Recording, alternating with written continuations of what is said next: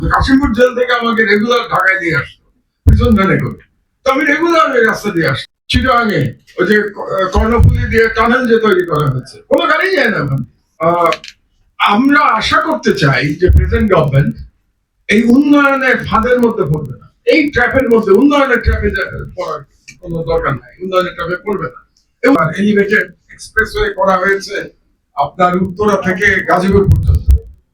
এই পুরো টাকাটা করে এলাকাকে ধ্বংস করে দেওয়া হয়েছে এবং এখানে সব মিলে বোধহয় 4,000 কোটি টাকা এখানে ইনভেস্টমেন্ট। ওটা এখন পর্যন্ত এটা মানে শুরু করা যায় নাই, এটা কোনোদিন শুরু করা যাবে না, because the design is wrong. আমার যদি ক্ষমতা থাকতো তাহলে এই প্রজেক্টের যে ইঞ্জিনিয়ার, আমি নিজে একজন ইঞ্জিনিয়ার, বুয়েটের ছাত্র, আমি বলছি এই প্রজেক্টের যারা ডিজাইনার ছিল, যে ইঞ্জিনিয়াররা, তাদেরকে আমি এখন জেলে নেওয়ার জন্য আমি বলতাম সরকারকে। কারণ তারা যে রাষ্ট্রের কত বড় ক্ষতি করেছে, আপনারা কতজন গেছেন এই রাস্তা দিয়ে আমি জানি না, আপনারা যদি যান তাহলে বুঝবেন যে গাজীপুরের বাসিন্দাদের জীবন একেবারে শেষ হয়ে গেছে এই রাস্তার কারণে। এর থেকে আগে এটা ছাড়া আগে অনেক ভালো ছিল। ওই রাস্তা আমি চিনি, এই জন্য চিনি, 5 বছর জেলে ছিলাম।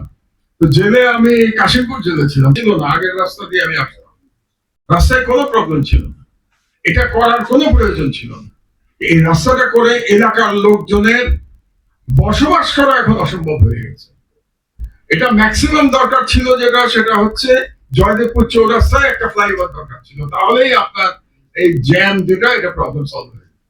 এটা না করে এখন যেটা করা হয়েছে, আপনি জানেন এটা করা হয়েছে এক ধরনের পাবলিক ট্রান্সপোর্ট সিস্টেমের জন্য, বাসে করে যাবে আর কি উপরে, কিন্তু স্টেশন গুলো করা হয়েছে মানে বাস স্টেশন গুলো উল্টো দিকে, মানে দরজা যেদিকে খুলবে তার উল্টো দিকে বাস স্টেশন করা হয়েছে।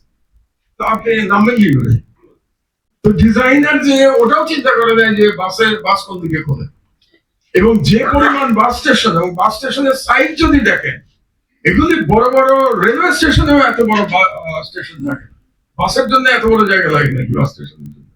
এবং এক একটা বাস স্টেশনের খরচ দেখলে আপনি চিন্তা করবেন যে 4,000 কোটি টাকা। তো এইভাবে টাকা অপচয় করা হয়েছে। চিটাগাঙে ওই যে কর্ণফুলী দিয়ে টানেল যে তৈরি করা হয়েছে, কোনো গাড়ি যায় না ওখানে, কোনো গাড়ি যায় না, খালি থাকে। ওই ইনভেস্টমেন্ট ইজ টোটাল লস। এগুলো হলো দ্য ফ্যালাসি অফ উন্নয়ন। উন্নয়নের নামে এইসব জিনিসপত্র করা হয়েছে।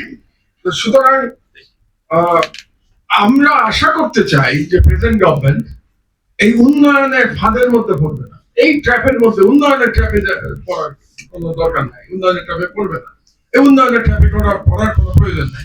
যে কোনো ইনভেস্টমেন্টের আগে অবশ্যই তার রেট অফ রিটার্ন এবং রিটার্ন আদৌ হবে কিনা এটা আমাদের চিন্তা করতে হবে। আমি আর খুব বেশি আগাবো না আমার বক্তব্য।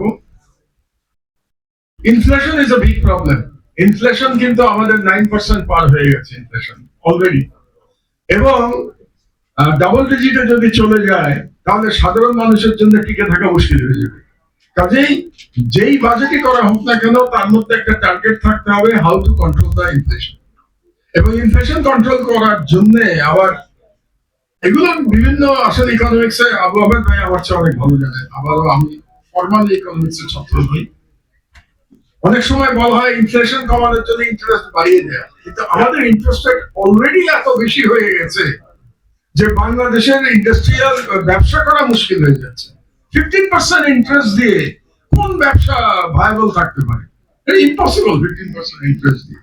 তো কাজে ইন্টারেস্ট রেট কমাইতে হবে, ইনফ্লেশন কমাতে